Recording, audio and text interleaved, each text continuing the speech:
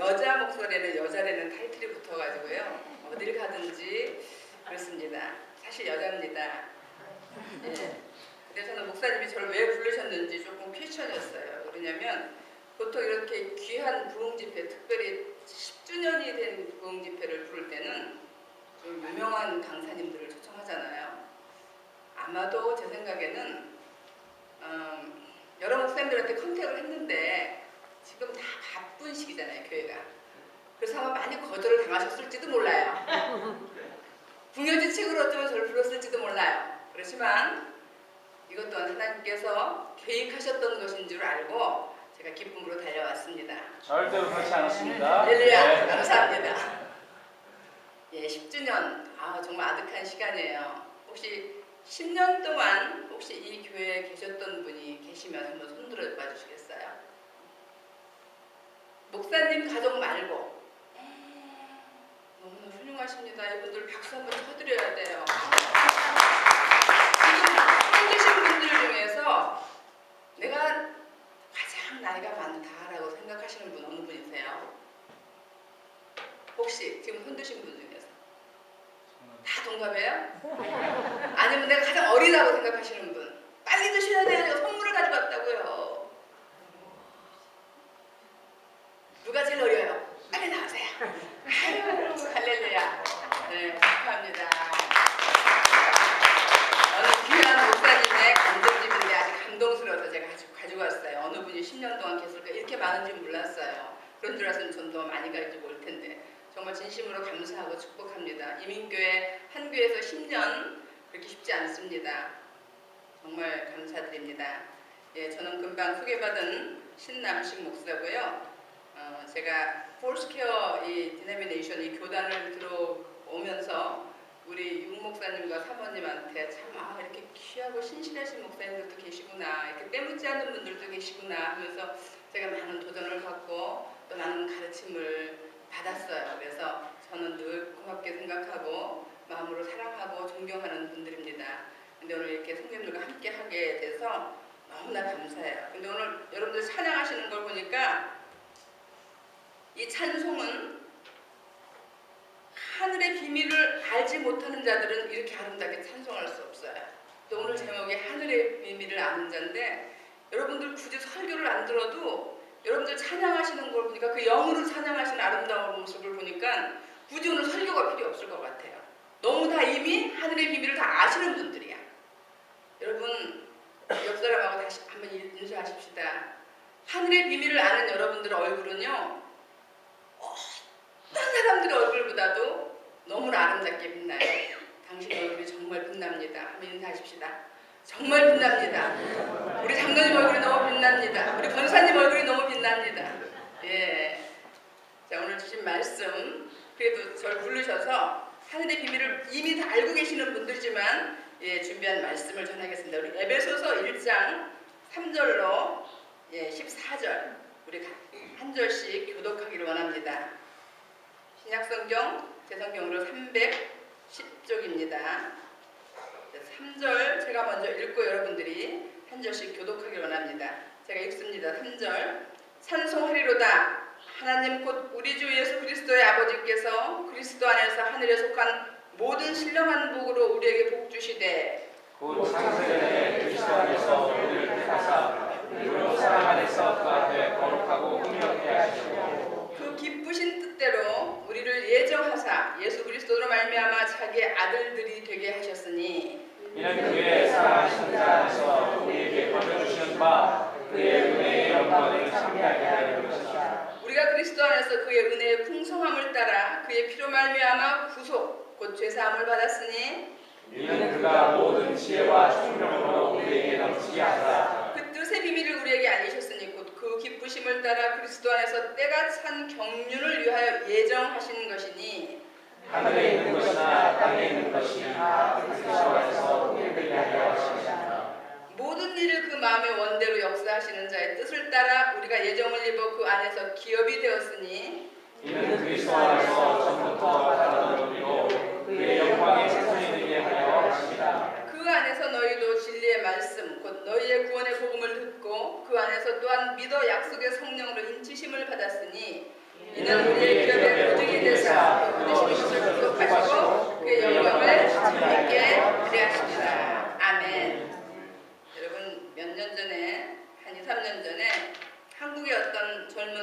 경찰 직원이 수십억 원 돈을 빼돌렸어요. 근데 이분은 이 돈을 어디다 썼냐고 물어봤더니 명품을 사는 데 썼대요. 그래서 그 돈을 가지고 예쁘게 얼굴을 고치고 또 명품으로 치장을 다 머리끝부터 발끝까지 하고 애인한테 외제차도 사줬다고 그래요. 많은 여성들이 왜 이렇게 명품에 집착할까요? 하나님은 우리 본래 인간을 둘도 없는 오직 하나, 정말 너무나 귀하게 가장 아름다운 명품으로 만드셨어요. 동양인이든 서양인이든 키가 크든 작든 뭐 돈을 잘 벌든 못 벌든 학벌이 있든 없든 다들 생김새도 다르고 능력도 다르지만 우리를 둘도 없는 오직 하나 아주 유니크한 존재로 만드셨어요. 여러분 성경의 첫 권인 창세기에 그 중에서도 1장부터 3장까지를 보면은요 우주와 인간이 어디서부터 왔는지를 보여줍니다. 태초에 하나님은 우리를 위해서 최상품의 동산과 동물들을 창조하셨어요. 그리고 아담에게 관리하도록 맡기시고 그때 하나님이 보시기에 참 힘이 좋았더라 말씀하셨어요. 그러나 인간이 하나님을 떠나요. 죄가 인간을 지배하게 되었고 죄는 모든 것들을 아주 일그러지게 했어요. 본래 땅의 모든 동물들이 사람에게 순종하게 그렇게 되어 있었는데 그러나 지금 동물이 사람에게 순종하는 것이 아니라 오히려 반역해요. 아담의 범죄로 인해서 노아 홍수로 인해서 바벨탑으로 인해서 하나님의 형상들이 살기에는 부적합한 세상이 되어버렸어요. 그 후에 세월이 쭉 지나면서 최상품의 명품들이 모두 다 고장이 났거나 아니면 모조품으로 대치돼 버렸어요. 사람이 가지고 있는 지식과 지혜도 모조품으로 다 대치가 됐어요. 에덴 동산에서 하와를 속였던 사탄은 전혀 그냥 아무 근거 없이 사람을 속이지 않았어요. 약간의 사실을 다 동원해서 정말 그럴까? 라고 질문해서 의심을 불러키게 하면서 인간을 유혹했어요. 그 사탄은 지금도 동일하게 지금 우리가 과학시대를 살고 있는 이 시대의 크리스천들에게 정말 그럴 수 있겠네? 라는 문제를 가지고 계속 질문을 하고 의심을 심어주고 있어요. 여러분 사탄의 그 전략은 아주 크게 성공을 거둡니다. 수억 년이 되었다고 하는 지구 역사와 진화론이 1900년대 초에 영국과 유럽을 아주 완전히 휩쓸었어요. 여기에 대응해서 교회는 모조품이 섞인 창조론으로 대응을 했어요. 하나님이 진화의 방법을 써서 그래서 창조했을지도 몰라 라는 인식으로 계속 가고 있었어요. 그러나 이 모조품은 진리를 절대 대신할 수 없어요. 거의 모든 영국과 유럽의 교회들은 진화론의 영향으로 진리를 버렸어요. 그리고 모조품 진리를 받아들였을 때 불과 2세대에도 지나지 않아서 거의 문을 닫게 됩니다. 지금 그 유럽의 교회 여러분들 여행 가보시면 알지만 그 아름다운 성전이 반은 술집으로, 반은 또 모슬렘 성전으로, 반은 뭘로 이렇게 다 지금 그 타락한 그 건물의 모습을 볼 수가 있잖아요. 안타깝게도 이제는요 미국 교회 차례가 되었어요. 1960년대 초부터 공립학교에서 진화론만 가르치기 시작한 지 아직 2세대가 지나지 않았어요. 그런데 지금 심각한 교회 감소 현상을 여러분은 보고 있어요. 이미 문을 닫은 교회, 또 팔려나가는 교회가 수없이 많습니다. 세상에서 가장 많은 신학교가 미국에 있어요. 또 기독교 방송 매체들을 가진 미국 교회가 왜 해마다 이렇게 신자 수는 점점 줄고 사회는 부패되어올까요? 여러분 아시다시피 캘리포니아 그 교육법에 동성 결혼은 죄가 아니고 뭐 어떻게 합법적으로 다 할 수 있다는 어떤 그런 커리큘럼이 올해부터 또 들어간다고 그래요. 그리고 미국의 큰 교단에서 이미 동성애자들을 허용했잖아요. 또 이제는 화장실을 남녀가 서로 그냥 기분 내키는 그날에 따라서 오늘은 내가 남자 할래, 내일은 내가 여자 할래 하면서 남자 여자 화장실을 공용으로 들락달락 할 수 있는 것들이 통과가 되는 것을 이제 또 투표를 한다고 그래요. 이렇게 된 가장 큰 이유는요, 진화론과 성경이 혼합되어서 결국 모조품이 된 진리를 기초로 삼았기 때문이에요. 그러나 역시 모조품은 모조품이에요. 이 모조품으로 교회가 지속될 수 없습니다.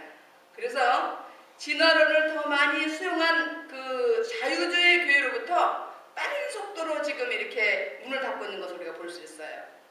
우리는 이제 그 모조품을 바로 알고 그 모조품을 버리고 진품으로, 명품으로 정말 우리가 주신 하나님의 그 귀한 그 진리의 말씀을 가지고 다시 우리 생각을 바꿔야 돼요. 여러분, 명품에는 특징이 있잖아요. 다른 제품과는 특별한 차별이 있어요.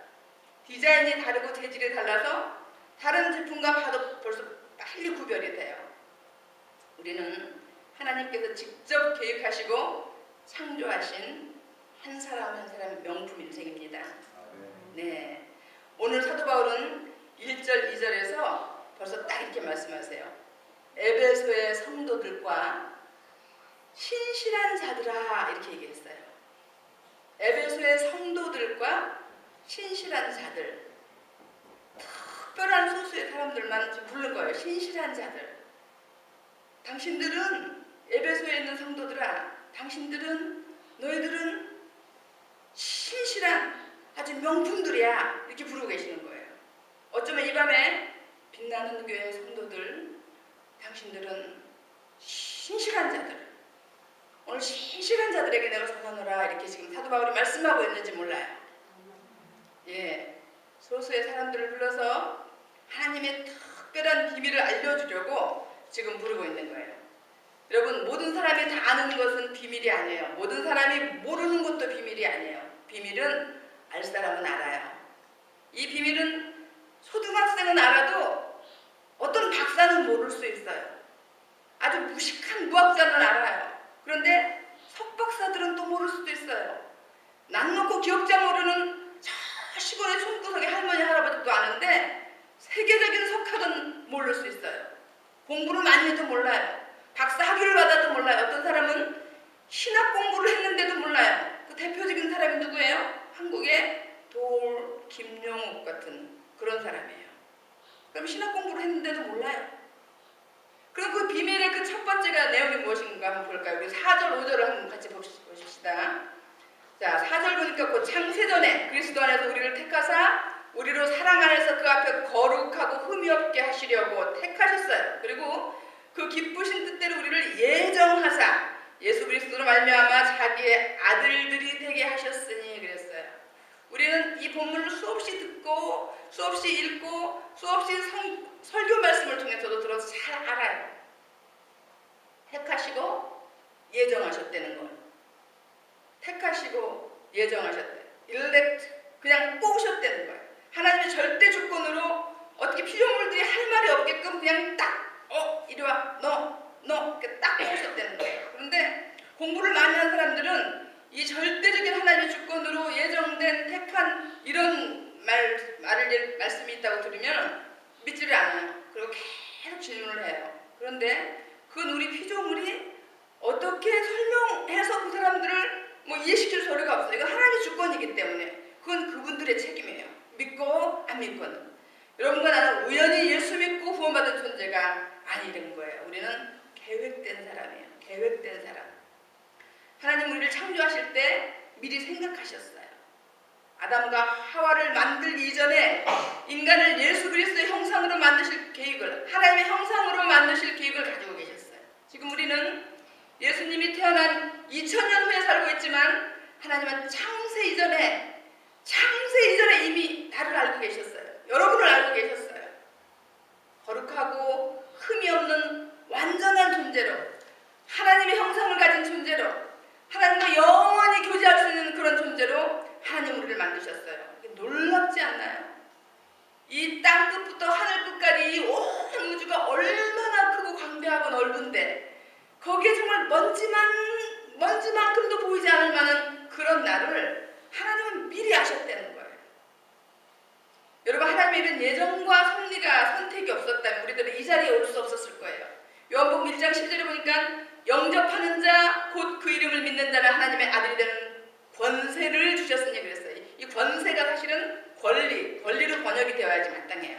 하나님이 법적으로 내 자녀라는 권리를 주셨다는 거예요. 하나님께서 예정된 사람들만 이 말씀에 반응하는 어떻게 반응을 해요? 곧 그 이름, 곧이라는 건 뭐예요? 다시 말해서 곧 그 이름, 다시 말해서 그 이름 예수 그리스도의 이름을 믿는 자. 그럼 예수는 누구예요? 하나님이 예정한 자들을 하나님 나라로 데려올 자. 이분이 예수예요. 예수. 이것이 지금 비밀이에요. 그래서 그 예수님 기쁘신 뜻대로 우리를 예정하사 예수 그리스도로 말미암아 자기의 아들들이 되게 하셨으니 그랬어요. 여기서 아들이라고 딱 하나로 단수로 얘기하지 않고 아들들이 되게 하셨으니 그랬어요. 영어 성경 보니까 children 그랬어요. not child, children. 하나님 우리를 만드실 때 가셨던 그림은 아들이었어요. 아들. 우리가 아들로 살기를 바라셨어요. 우리가 이 세상에서 아들처럼 행동하기를 원하셨어요. 여러분 이 히브리 민족의 유대 민족들에게 아버지와 아들은 아주 특별한 의미가 있습니다. 우리나라에서도 옛날부터 그랬죠. 아버지와 아들은 굉장히 밀착된 관계예요. 그래서 아버지와 아들이 하는 일을 보면 아버지가 했던 일을 아들이 그대로 그 생업이 전수되는 것을 봅니다. 지금은 많이 문화가 좀 바뀌어져서 변질되었지만 아버지는 늘 아들의 지금도 마찬가지죠. 그런 건 분신과 같아요. 그래서 아버지는 자기만 갖고 있는 어떤 비밀을 아들에게 그대로 전수합니다. 그래서 아들은 철저하게 아버지를 모방해요. 그래서 아들이 하는 짓을 보면 아 제가 누구의 아들이구나, 아 제가 아무개의 아들이구나 금방 알 수 있었어요. 그만큼 아버지와 아들은 닮아 있었어요. 하나님이 우리를 부르시고 원하신 모습이 무엇인가 철저하게 하나님을 모방하고 흉내내라는 거예요.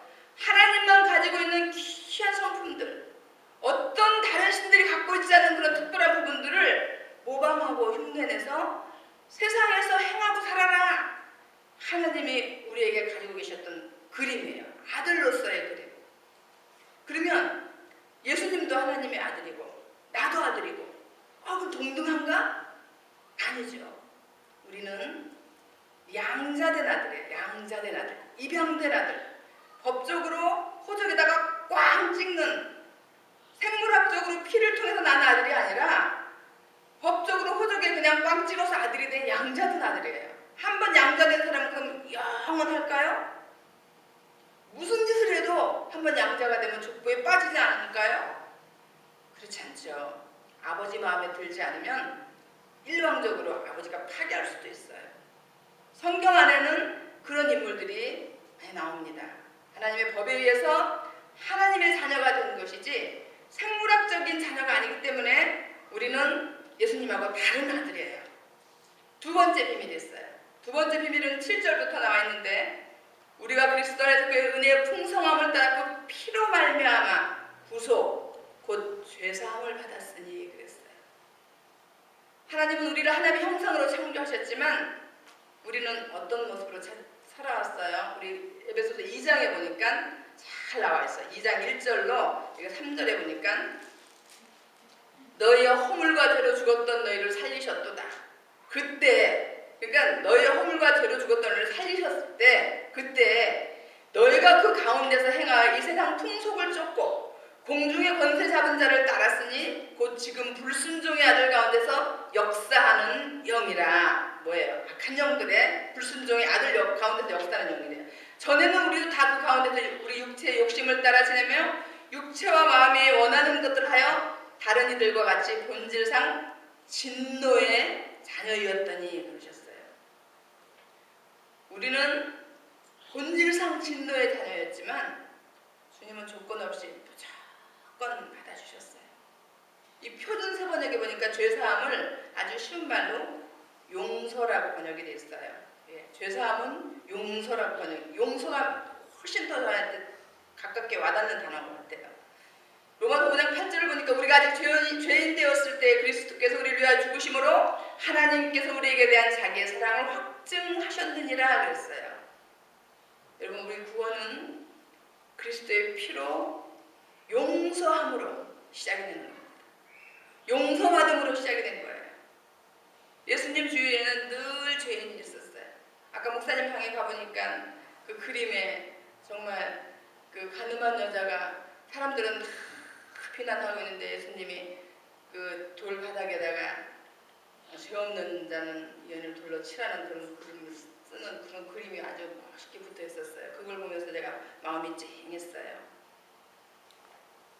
예수님의 옆에는 항상 세리들도 있었고 창기들도 있었고, 하지만 예수님은 그들의 약점을 지적하거나 꾸짖지 않으셨죠. 있는 그대로 받아주셨어요. 가늠한 여인도 있었지만 서로 돌을 던지려고 예수님은 계속 했었지만 그 사람들을 책망하지 않았고, 그 여인을 책망하지 않고 죄에 대한 심판은 분명히 했지만 어떤 책망도 덧따라서 하지 않으셨어요. 우리는 그렇게 어쩌면 그들의 모습 속에 우리가 있는데 우리는 그렇게 죄사함을, 예수 그리스도의 피로 죄사함을 받았는데 우리는 다 용서하지 못하는 것 때문에 괴로워요. 여러분, 1인자의 삶이 참 녹록지 않습니다. 어떨 때는 도저히 진짜 용서할 수 없는 사건을 만나기도 해요. 그래서 더 우리는 끊임없이 용서할 수 없으면 괴롭습니다. 내가 나를 어떨 때는 용서를 못할 때도 있어요. 부모를 용서를 못할 때도 있어요. 또 형제를 용서 못해서 괴로울 때도 있어요. 심지어는요, 환경을 이렇게 허락하신 하나님도 용서가 안 될 때가 있어요. 제가 목사지만 제가 1년 반, 한 2년 가까이 목회를 하고 나서 갑자기 제가 이제 암이 이렇게 발견이 돼서 수술을 했는데, 수술을 하고도 아주 기쁘게 정말 하나님 감사합니다, 계속 땡큐 감사합니다 하면서 아주 잘 항암 치료도 버티고 잘 버텼어요. 오히려 저기 병문안 온 사람들이 그냥 목사님한테 오히려 더 힘 받고 가요, 은혜 받고 가요. 그럴 만큼 제가 기쁘게 했는데 그 기쁨이 가만히 생각해 보니까 가짜였던 것 같아요. 어느 날 제가 이렇게 샤워를 하고 거울을 보는데 한쪽 가슴이 쫙 달아난데 그 흉측한 모습에, 또 머리카락은 하나도 없는 그 아주 그냥 반짝반짝 빛나는 그 맨머리에, 그 눈썹이 모든 이 몸에 있는 그 머리카락은 다 빠져나간 그 몰골을 보니까 갑자기 두려움이 확 몰려오면서 그 순간 하나님이 그렇게 원망스러울 수가 없어요. 하나님, 어떻게 이럴 수가 있어요? 하나님, 어떻게 이럴 수가 있어요? 그러면서 거기서부터 나오는 반응이, 늘 저는 기도하면서 주님이 주시는 어떤 감동이 있을 때 눈물이 났어요. 감사해서 눈물이 나고, 어떤 영혼이 불쌍해서 눈물이 나고, 정말 감격해서 눈물이 나고, 감동해서 눈물이 났는데, 그날부터 아마 제가 그 악한 영의 괴계에 빠졌던 건지도 모르겠어요.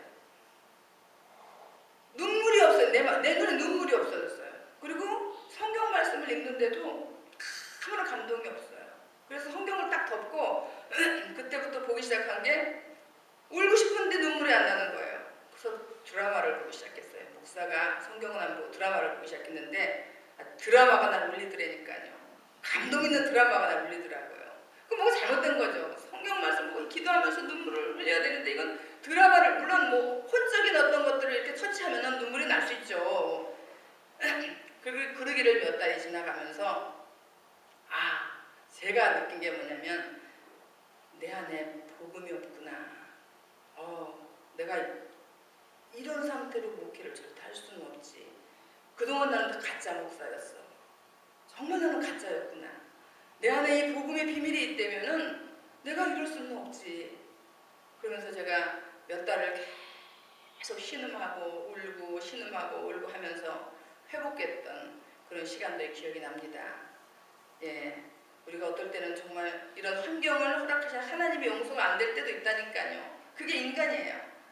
여러분, 용서하지 못하면 우리가 미움과 분노가 지배해요. 그리고 그 영향력은 엄청난 파급 효과를 줍니다. 혹시 작년 2013년까지 아주 풀지 못한, 그런 용서하지 못하는 사람들이 있다면 여러분, 이 시간 완전히 예수의 이름으로 그들 용서하시기를 바랍니다. 왜냐고요? 이 용서를 하지 못하고 미움과 분노가 있으면 그것이 점점 너무나 빠른 속도로 전염이 돼요. 저희 어머니가 굉장히 훌륭하신 분이에요. 제 기억으로는, 제 생각으로는. 왜냐면 너무 신실하시고 너무 신앙생활 잘하시고 정말 현모양처 노릇을 최선을 다해 잘하시는 분인데, 저는 우리 어머니 참 존경해요. 근데 우리 어머니가 어느 날 그 가슴에 응어리진 그런 한을 한번 저한테 얘기를 하시는데, 신우들한테 당한, 그 젊었을 때 세대 때 신우들한테 당한 그 한이 그렇게 기도를 하시고 그런데 그 풀리질 않으셨더라고요. 그래서 저한테 얘기를 하는데, 그 얘기를 딱 듣는 순간 그날부터 고모가 그렇게 미워지는 거예요. 그 고모가 그렇게 미운 거야.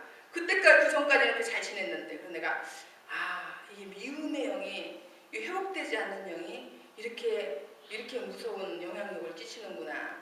여러분 2004년도에 제가 2002년도에 미국을 와서 2004년도에 저희 가정에 정말 잊지 못할 사건이 하나 있었어요.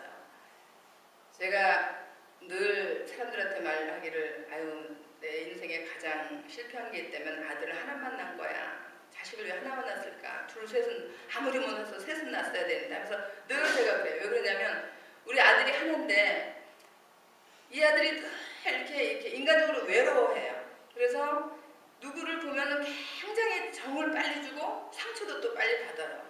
근데 이제 미국에 왔는데 이 아들이 처음에 영어도 못, 고등학교 2학년 때 왔으니까 얼마나 애매한 시간이에요. 영어도 못해. 또 차도 없어서 늘 버스 타고 다녀야 돼. 뭐 여러 가지 형편상 굉장히 힘든 시간이었는데 이 아이가 이제 칼리지를 갔어요. 그러니까 굉장히 늘 외로워하고 힘들어하고 그랬었어. 근데 칼리지를 갔는데 아주 거기서 좋은 형을 하나 만났어요. 그 형을 만나서 그 형은 한국에서 산타모니카 칼리지를 갔는데 한국에서 대학교를 졸업하고 이제 그 군대를 갔다 와서 그 버클리를 가서 MBA를 따겠다고 이제 아주 꿈을 안고 미국에 혼자 단독으로 유학을 온 거예요. 그동안 자기가 모아놓은 돈을 가지고 이제 와봤자 여기서 뭐 얼마나 생활을 해요. 그러니까 그 노래방에 취직을 해가지고 아르바이트를 했던 그런 청년이에요. 근데 이제 우리 아들이 늘 외로웠다가 그 말이 통하는 형, 그것도 한국말이 잘 통하는 형이 오니까 아주 형 동생 해가지고 정말 친형처럼 잘 지냈어요. 그래서 그 형이 차가 없으니까 늘 제가 라이드에서 태워다도 주고 오기도 하고 그랬는데 가끔 우리 집에 와서 밥도 같이 먹고 뭐 어머니 장가 좀 보내주세요 또 그렇게 너스레를 떨었는데 늘 제 마음 가운데 아 제가 굉장히 신실한 청년인데 교회도 열심히 다니는 청년인데 그 노래방에서 일을 하면 밤늦게까지 일을 해야 될 것이고 또 어떤 노래방은 술도 판대는데 그런 데서 일을 하면서 제가 정신건강에 해로울 수도 있고 또 몸도 또 저렇게 밤 1시, 2시까지 하고 학교 가고 하면 건드지 못할 텐데 하는 그런 늘 안타까움이 있었어요. 그런데 어느 날 우리 아들이 보통 노래방 12시, 1시, 2시까지 해서 막 끝난대요. 근데 한 12시 넘어서 1시 가까이 돼서 LA 지역을 지나오는데 갑자기 그 형이 보고 싶더래요. 그게 어디냐면 올림픽하고 그 벌몬에 있는 그 코너에 있는 그 2층의 노래방이에요.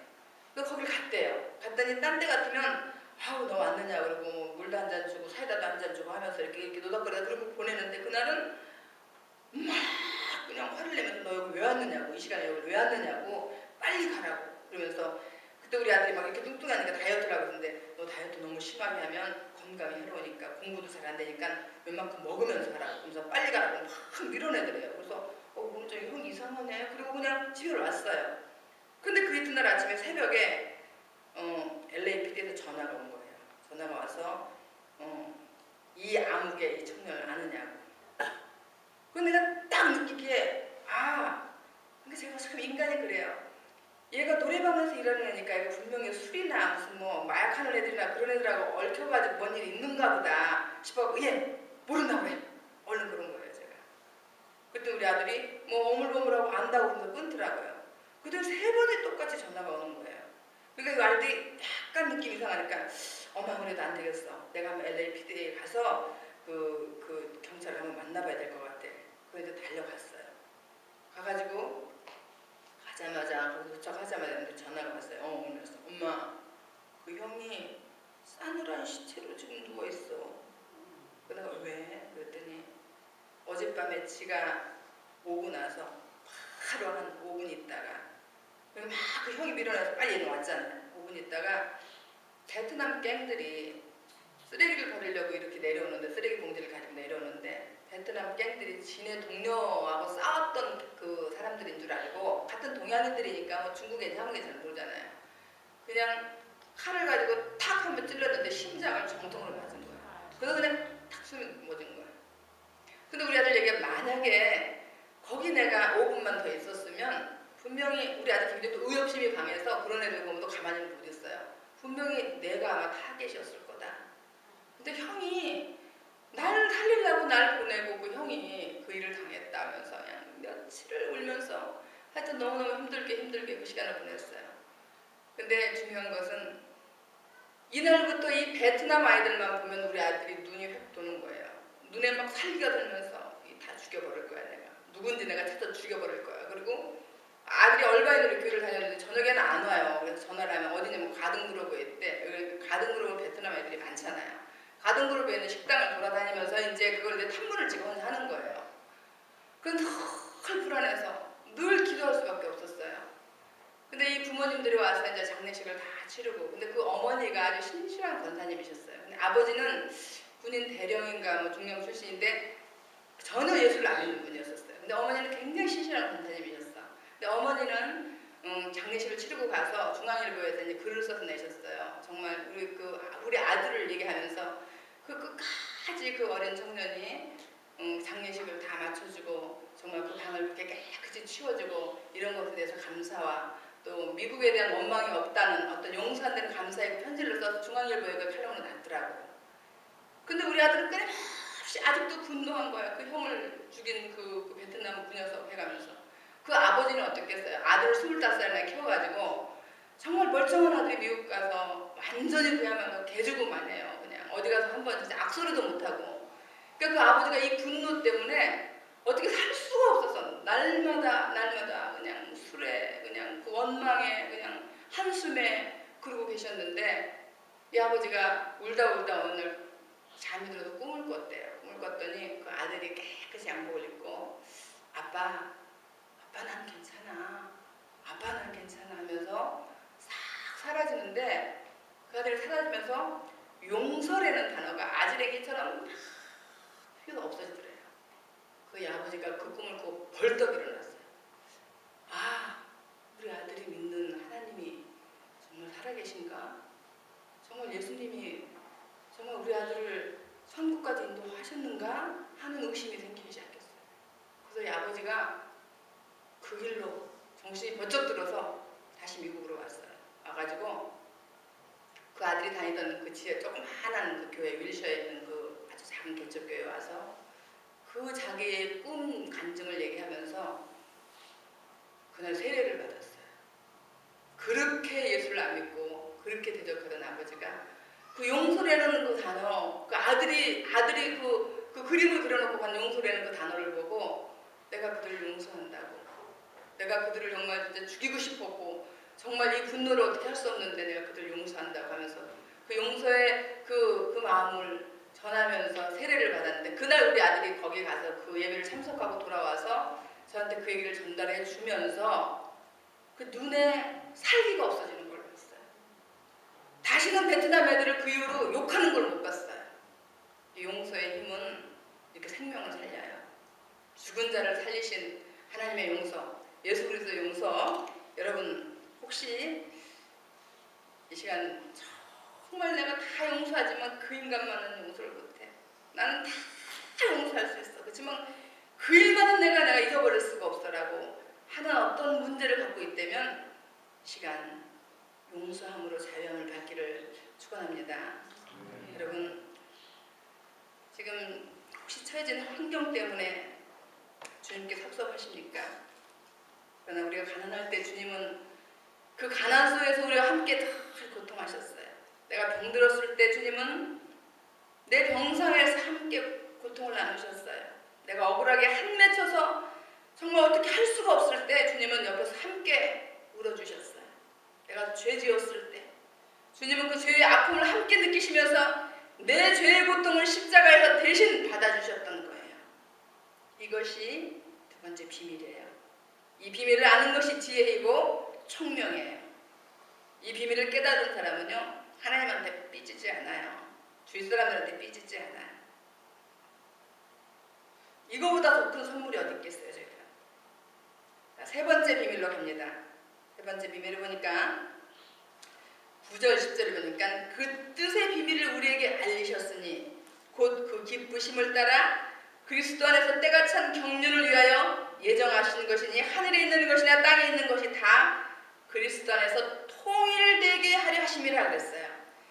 여러분 이 9절에 나와 있는 그 뜻의 비밀, 우리 한국말로는 비밀이라고 했지만요 이게 원래는 신비라고 번역되어져야 맞아요. 미스터리, 신비라고 번역되어져야 이게 맞는 단어예요. 인간의 신비는 뭐예요? 인간의 이성으로서는 도저히 해석할 수 없는 것이 신비잖아요. 이 신비가 바로 복음이에요. 복음. 이 복음의 비밀이 무엇일까요? 자, 사도행전 13장에 보니까요. 바나바와 바울이 파송을 받고 이 구브로를 지나서 비시디아 안디옥에서 전도를 합니다. 그래서 유대인의 그때 회당에서는 안식일에 모여서 성경을 읽고 회중 가운데서 할 말에 있는 사람이 나가서 설교를 하도록 그렇게 되어 있었어요. 그런데 바울은 회당장의 그 요청에 따라서 회중에 나가서 설교를 합니다. 그래서 성중 가운데 한 부류는 유대인이었고 한 부류는 하나님을 믿는 이방인들이었어요. 그래서 바울은 하나님의 은혜와 통치하심에 대해서 쫙 설교를 해요. 뭐라고 하냐면 13장에 보니까 자 17절에 이렇게 돼 있어요. 이스라엘 백성들의 하나님이 우리 조상들을 처음에 하나님을 경외하는 사람들아 들으라 16절에 그렇게 해놓고 이 이스라엘 백성의 하나님이 우리 조상들을 택하시고 애굽 땅에서 나그네된 그 백성을 높여 큰 권능으로 인도하여 내사 광야에서 약 40년간 저희 소행을 참으시고 또 가나안 땅 7족속을 멸하사 그 땅을 기업으로 주시고 그 후에 선지자 사무엘 때까지 사사를 주셨더니 그 후에 저희가 왕을 구하고는 하나님이 베냐민 지파 사람의 기스의 아들 사울을 40년간 주셨다가 패하시고 다윗을 왕으로 세우시고 증거하여 가라사대 내가 이새의 아들 다윗을 만나니 내 마음에 합한 사람이라 내 뜻을 다 이루게 하리라 하시더니 하나님이 약속하신 대로 이 사람의 씨에서 이스라엘을 위하여 구주를 세우셨으니 곧 예수라 하면서 쫙 이렇게 하나님의 통치하심에 대해서 예수 그리스도까지 설교를 해요. 동일한 말씀을 전하는데도 청중들에게 두 가지 반응이 나타나요. 회당에서 말씀을 마치고 나갈 때 다음날 안식일에도 이 말씀을 하라고 그래요. 정말 다음날 안식일에 가니까 온 성이 다 모여서 말씀을 듣고자 하는 사람들 모였어요. 그런데 유대인들은 그 무리를 보고 시기가 가득해요. 그래서 45절에 보니까 뭐라고 되어 있냐면 유대인들이 그 무리를 보고 시기가 가득하여 바울의 말하는 것을 변박하고 비방하거늘 바울과 바나바가 담대히 말하여 가로되 하나님의 말씀을 마땅히 먼저 너에게 전할 것이로되 너희가 버리고 영생 얻음에 합당치 않은 자로 자처하기로 우리가 이방인에게로 향하노라 그랬어요. 여러분 이게 복음의 비밀이에요. 소수의 유대인들 처음에는 소수의 유대인들 본토 유대인들이죠. 그 소수에서 예수 그리스도가 나시게 하시고 그 복음이 또 소수의 흩어진 유대인들에게 디아스포라 그들을 통해서 이방인들이 복음을 받고 이방인들이 복음을 받자마자 유대인들이 잠깐 눈이 감겨서 예수님을 배척하기 시작해요. 그래서 복음이 전부 이제 이방인에게로 가요. 유럽으로 가고 아프리카로 가고 남미로 가고 북미로 가고 오스트리아로 가고 이제 아시아 쪽으로 가서 이방인의 충만한 숫자가 찰 때까지 이방인의 충만한 숫자가 어느 정도 차고 있을 때 유대인들이 다시 눈을 감았던 유대인들의 일부가 다시 눈을 뜨기 시작합니다. 그래서 유대인 크리스천이 나오기 시작해요. 그래서 이 사람들을 뭐라 그러면 메시아닉 주라고 그래요. 이런 일이 언제 있었느냐? 20세기 말부터 지금까지 갑자기 유대인 크리스천들이 지금 10만 명이 넘었다고 그래요. 여러분 선택된 이방인들과 온 유대인들이 구원받는 것까지 오는 것 이것이 하나님의 스케줄이에요. 그래서 하나님이 예정하신 유대인들 숫자가 찰 때 그리스도 안에서 때가 찬 경륜을 통해서 땅속 깊은 곳부터 하늘 끝까지 그리스도 안에서 통일되게 하게 하려는 것이 이것이 하나님의 비밀인 거예요. 그래서 로마서 11장 25절에 보니까 이 비밀을 너희가 모르기를 내가 원치 아니하노니 이 비밀은 이방인의 충만한 수가 들어오기까지 이스라엘의 털어는 완악하게 된 것이라 그랬어요. 여러분 출애굽기 19장 5절에 보니까 세계가 다 내게 속하였나니 너희가 내 말을 듣고 내 언약을 지키면 너희는 열국 중에서 내 소유가 되겠고 그랬어요. 이미 모든 세계는 주님의 손 안에 있는 거예요. 주님이 온 세계가 주님의 손 안에 있다면 여러분도 저도 여러분의 모든 삶도 매일매일 일어나는 모든 일거수일투족의 모든 것들이 다 주님의 손 안에 있는 거예요. 세상 사람들이 예수 안 믿는 것은요. 이 비밀을 모르니까 예수를 안 믿어요. 그렇게 13절, 14절을 보니까요. 네 번째 비밀이 또 나와요. 이 비밀을 나누자면 아주 몇 개로 나눌 수 있지만 우리가 네 개로 요약을 한다면 13절, 14절에 보니까 한번 보실까요? 그 안에서 너희도 진리의 말씀 곧 너희의 구원의 복음을 듣고 그 안에서 또한 믿어 약속의 성령으로 인치심을 받았으니 이는 우리의 기업의 보증이 되사 그 얻으신 것을 구속하시고 그의 영광을 찬미하게 하려 하심이라. 인치시고 기업의 보증이 되셨대. 기업은 뭐예요? 유업, 기업, 유산이에요. 유산. 천국을 우리가 뭐라 그래? 킹덤 오브 갓. 정말 하나님은 왕 중의 왕이시고 하나님이 가지고 있는 모든 재산을 떼어서 우리에게 유업으로, 기업으로 주신다는 거예요. 근데 이 기업을 받는 사람은 다수가 아니라 소수라는 거예요.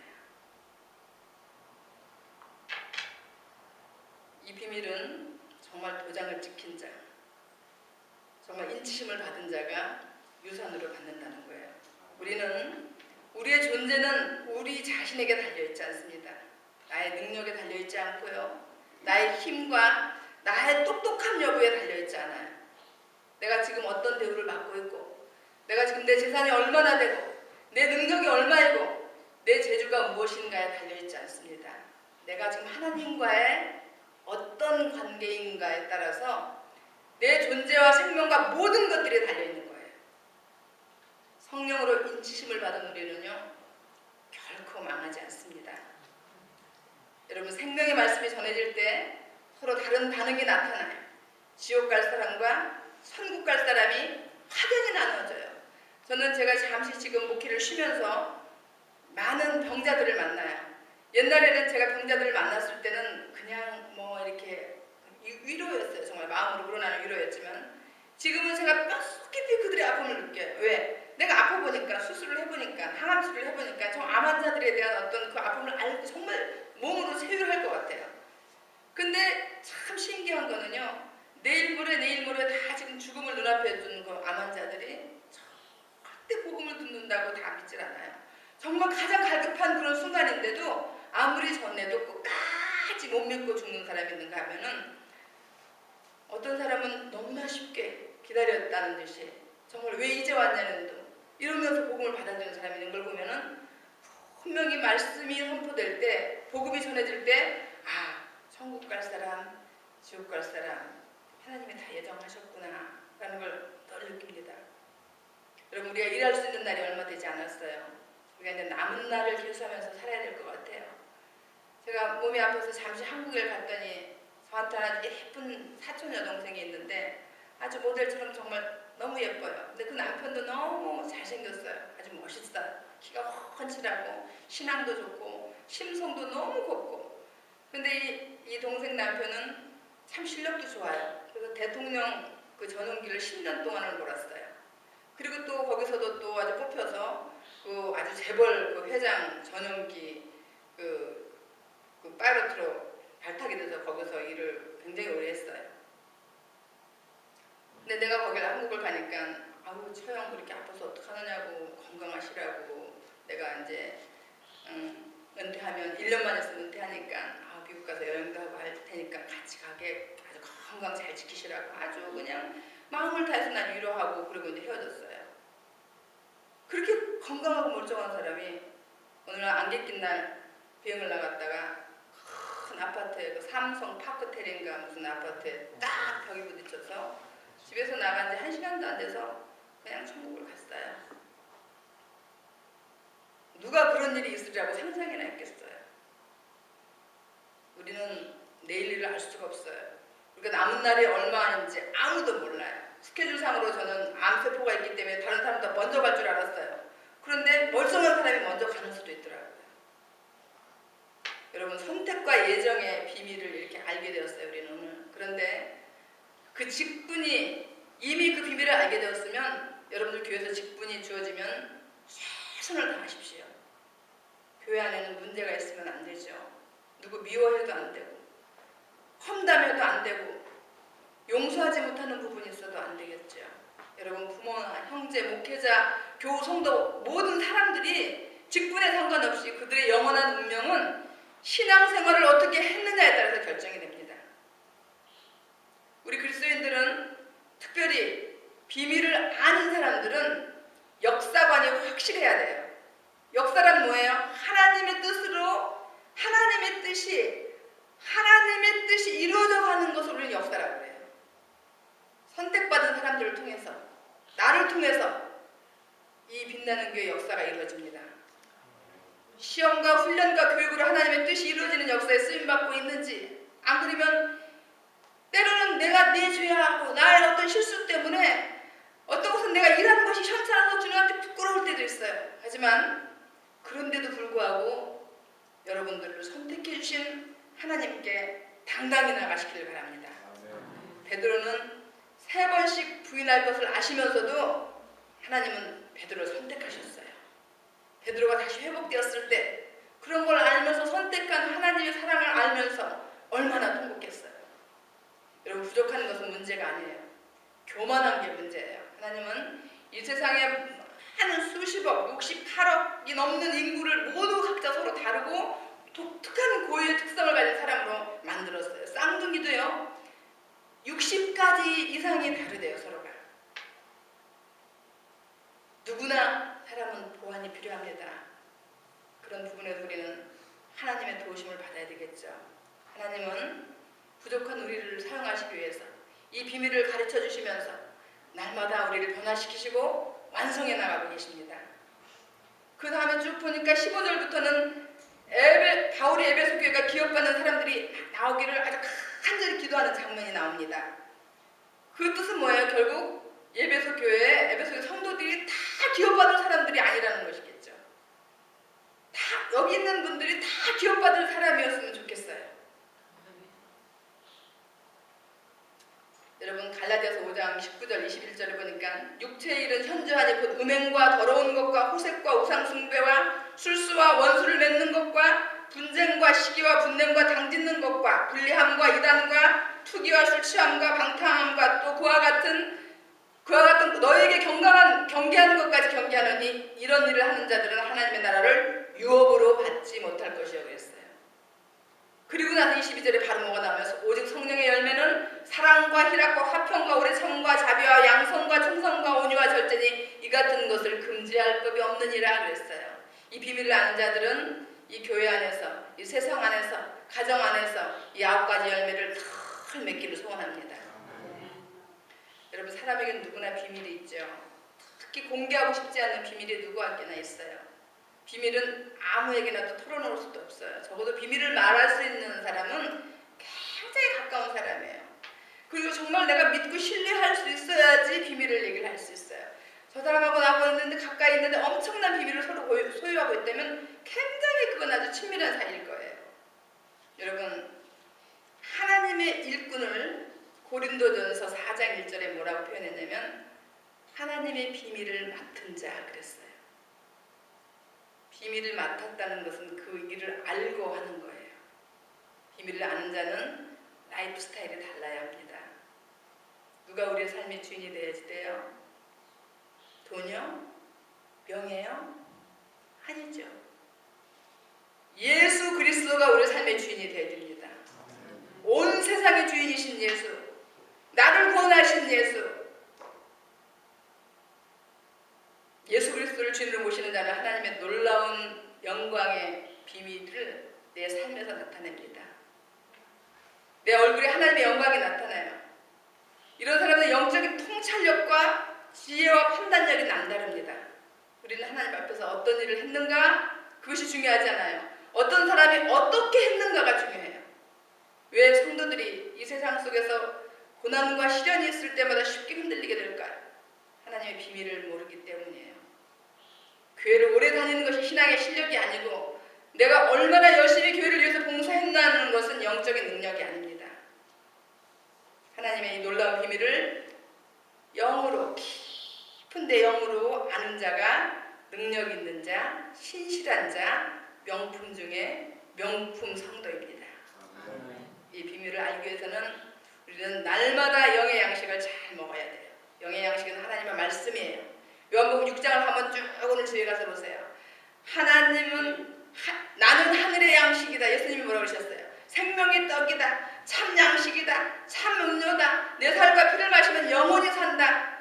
언제나 문자로만 있던 성경이 오늘 밤부터는 성경에 살아서 꿈틀꿈틀거리면서 내 가슴 속에서 살아 움직이는 그런 것들을 체험하기를 저는 축원합니다. 아멘. 그래서 복음의 정말 깊은 비밀을 깨닫기를 원합니다. 사랑하는 빛나는 교회 신실한 여러분, 여러분은 하늘의 신령한 복과 비밀을 아는 분들임을 저는 믿습니다. 2014년 한 해 이 비밀을 전파하는 정말 복받는 여러분이 되시기를 주님의 이름으로 축원합니다. 아멘. 기도하시겠습니다.